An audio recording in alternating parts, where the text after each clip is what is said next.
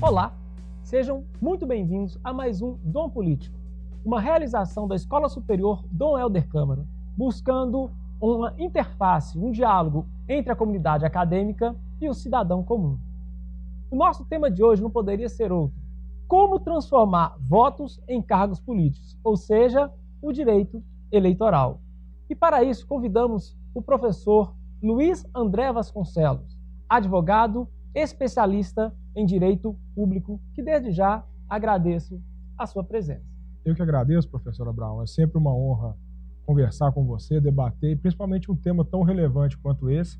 Espero que o debate seja esclarecedor em vários sentidos. Pois então, se a gente pegar o histórico das reformas políticas no Brasil, a gente sempre tem a tônica de que, mudando a legislação, vai se mudar do dia para a noite a prática política no Brasil. Então a gente tem uma espécie do Brasil formal e do Brasil informal. Nesse âmbito, nós tivemos, em 2015, uma reforma, uma mini-reforma. Em 2017, uma outra mini-reforma. Na sua opinião, melhorou, piorou? Quais suas expectativas para esse pleito de 7 de outubro de 2018? Abraão, a questão é bem relevante e, no meu ponto de vista, o que me chama atenção é até essa vontade de chamar de reforma, o que na prática são mudanças pontuais. Desde 2013, quando tiveram aquelas grandes manifestações as jornadas de junho, durante a Copa das Confederações, esse tema se transformou num tema recorrente. E o Congresso, em todo momento, tenta dar a resposta para a população realizando alterações legislativas. O que eu identifico na prática é que a mudança legislativa em si, a mudança da lei em si, não é suficiente. A crise é de representatividade. E quando a gente passa para os nossos representantes, que são os que realmente causam essa crise, o poder para transformar, essa transformação nem sempre é efetiva. Então essas mudanças de 2015, de 2017, na prática são algumas modificações muito pequenas e muito simples que, no meu ponto de vista particular, apenas tentam garantir que o atual poder dominante continue no poder. Os atuais poderosos que exercem mandato se perpetuem no poder. Sem dúvida nenhuma. Isso não vai contra uma lógica. Por exemplo, nós temos o fenômeno do eu não sou político, com Donald Trump nos Estados Unidos, Dória em São Paulo, o próprio Calil em Belo Horizonte. Isso não dá não é um contraponto ao que a população não se sente representada. E, como você falou, as jornadas de junho de 2013, as pessoas falaram: olha, fulano não me representa. Só que em 2014 nós tivemos um congresso muito pior do que aquele que nós estávamos em 2013. Você não acha um paradoxo? O paradoxo é muito grande. E toda vez que você repassa para um Congresso que está em crise para tentar solucionar, a tendência é piorar cada vez mais. Vou dar um exemplo simples, professor, só para a gente tentar entender. Pode parecer uma mudança muito boa para a população a diminuição do tempo de campanha. Antigamente a gente tinha um prazo de 3 meses de campanha que reduziu agora para 45 dias, isso desde da última eleição em 2016. A população, no geral, fica muito satisfeita, porque não vai ter tanto carro de som, não vai ter aquela confusão. Aquelas figuras esquisitas na televisão, fingindo ser Dedé, Mussum, Zacarias. Sem dúvida. Né? Mas, se a gente para avaliar, isso o que acontece? Permite que quem já está no poder continue. Porque a pessoa vem se projetando ao longo de 4 anos e o tempo dela de desconstruir é muito menor. É o que o Carl Schmitt chama de mais-valia, né? Ele tem imprensa, ele tem gabinete, tem gente que é paga com dinheiro público para ele se projetar, e o novo não aparece.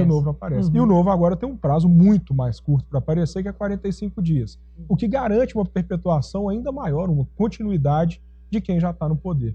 Então, esse paradoxo, para mim, deixa muito claro o seguinte: as mudanças, na prática, tentam apenas garantir que quem já está lá continue.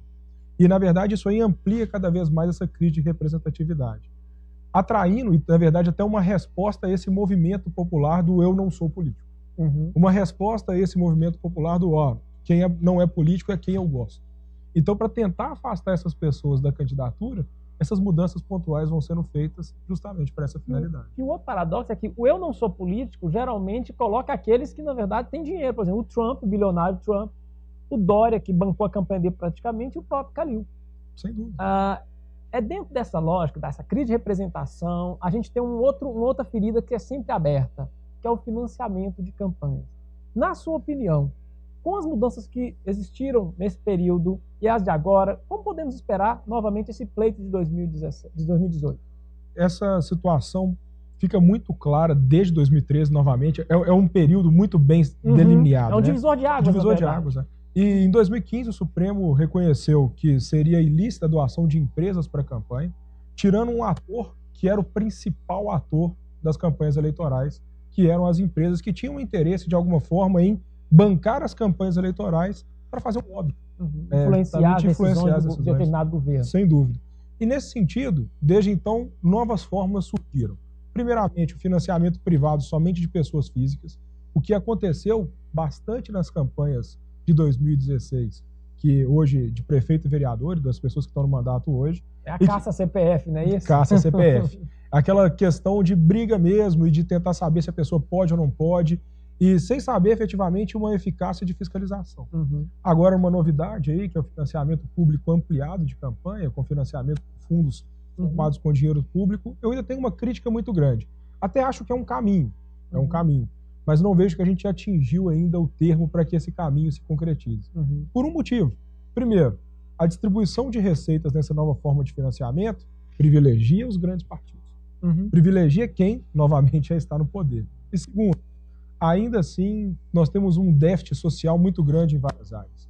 Então, trazer dinheiro público para financiar a campanha, estou passando fome, é no mínimo incoerente.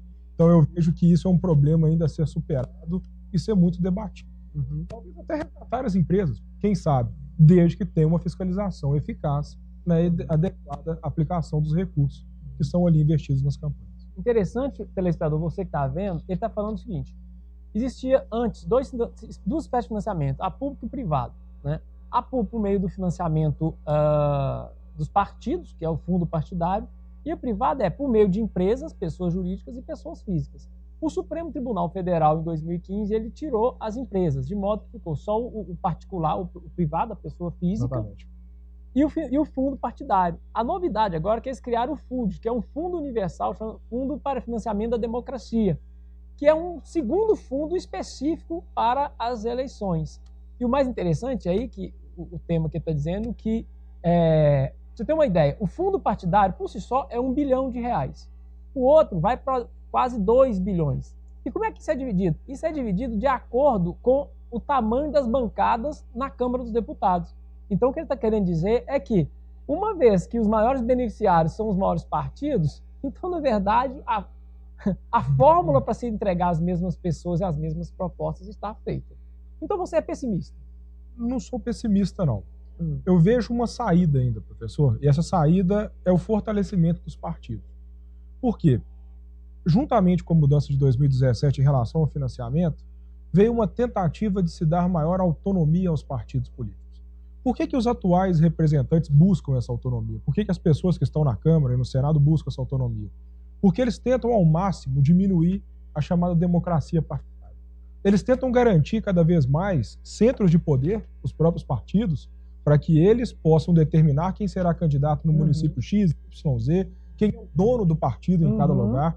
Isso aí acaba dando uma força muito grande a esses partidos propriamente ditos. Do meu ponto de vista, nós temos uma saída interessante e talvez um pouco mais rápida. Aumentar a democracia partidária. Interna. Permitir que a população entre nos partidos políticos e possa opinar para quem vai ser o responsável por aquele partido, quem é que vai, dentro de cada município, dentro de cada estado, ser o real representante, porque a democracia, essa participação interna, vai transformar um ator, que é o partido político, no ponto de partida principal para a democracia plena. Mas o que você está falando é muito interessante, porque existe uma piada hoje nos meios jurídicos, gente. Você não tem como ganhar dinheiro, você tem 3 formas. Você monta uma igreja, ou você monta um sindicato, ou você monta um partido, porque ambos viraram um meio de vida. Logicamente, guardadas as proporções, você tem gente séria em todo e qualquer lugar, em toda e qualquer instituição. Mas para vocês terem uma ideia, nós temos 36 partidos no Brasil hoje, e mais de 64 em formação, tudo por causa do fundo partidário. E a grande novidade de 2018 é o retorno da cláusula de barreira. Você podia explicar para a gente um pouco? Essa cláusula de barreira, professor, ela tenta, na prática, impedir que sejam criados partidos só para ter acesso a recursos públicos. Basicamente isso. Que para que o partido possa ter acesso, ele vai ter que ter participação. Ele vai ter que está em determinado número nas bancadas da Câmara e do Senado, do Congresso Nacional, fazendo cada vez mais com que haja uma necessidade efetiva de representação para ele ter acesso a recurso público. Esse é o ponto-chave. Mas, no meu ponto de vista, essa cláusula de barreira também só vai funcionar se a democracia interna nos partidos funcionar. Porque isso, para mim, é o ponto de partida. Nós falamos em democracia, uma democracia partidária, já que para se candidatar, a pessoa tem que estar voltada a um partido político, tem que estar vinculada a um partido político. Agora, uma mudança até interessante, desde 2015, tinha que estar afiliada até um ano antes, agora são 6 meses. É uma mudança importante, nós estamos no mês justamente de gente mudando de partido, toda hora aparece. A janela da infidelidade, a janela da Vale infidelidade, Night, né? Agora todo mundo pode mudar, tá tranquilo, sem problema nenhum. Então, nesse período agora, mostra o tanto que o partido tem um papel importante. E se é um ator relevante e dentro do seu sistema interno não há democracia, o resultado disso é uma crise de representatividade como a que vivemos atualmente. Para finalizar, eu, pelo tom da conversa, eu vejo que você não quer julgar a criança com a banheira fora, ou seja, você tem que lavar, mas segurar a criança e jogar água fora, o que não prestar. Mas deve um experimентalismo institucional, ou seja, a gente tem que inovar. Se a coisa está ruim, a crise de representatividade está ruim, a gente tem que inovar. O que conseguir ser positivo e funcionar, a gente retém. O que não for, a gente elimina. E aí vem a nossa última pergunta. Dentro desse quadro político de crise institucional que vem se arrastando desde 2013, o próprio Supremo com as crises que estão estampadas nele, né? Nós temos um ator aí, você vai ser ou não candidato, não importa como vai ser. A pergunta que não quer calar. O Brasil sai das urnas em 2018 mais unido ou mais fragmentado? Em 2018, acredito ainda mais fragmentado. Vamos ser objetivo, vou ficar em cima do muro, não. Acho que mais fragmentado, porque ainda estamos num processo. Mas é um processo que eu vejo com muita esperança de melhora. E vejo com esperança por quê? Por conta do aumento da participação da população em questões políticas. Iniciativas como essa aqui da Dom Total, iniciativas que são colocadas nas redes sociais como um todo, mostram que a população está cada vez mais com vontade de participar. E é o que precisa para que a gente possa mudar efetivamente. Quando a pessoa passar a valorizar o seu voto, identificar efetivamente o objetivo que o seu voto tem, que é estabelecer um sistema democrático de participação bem completa em todos os sentidos, tenho certeza que a gente vai sair fortalecido. 2018, ainda acho que a gente deposita muita confiança nos juízes, sendo que ninguém nunca votou em um juiz. E é um problema grave ainda para ser superado, já que eu quero ser representado por aquele que eu votei e não por aquele que está togado, que tem uma toga e de alguma forma responde e é um ator muito relevante nas eleições. Então agradeço a sua presença, por estabelecer esse contato, né, com um cidadão comum, de tentar explicar. E agradeço também a você, telespectador, pela vontade de querer minimamente assistir um debate num lugar, num mundo em que todos dizem que odeiam política. Mas não se esqueça, se você odeia política, os malfeitores da política adoram. Até uma próxima.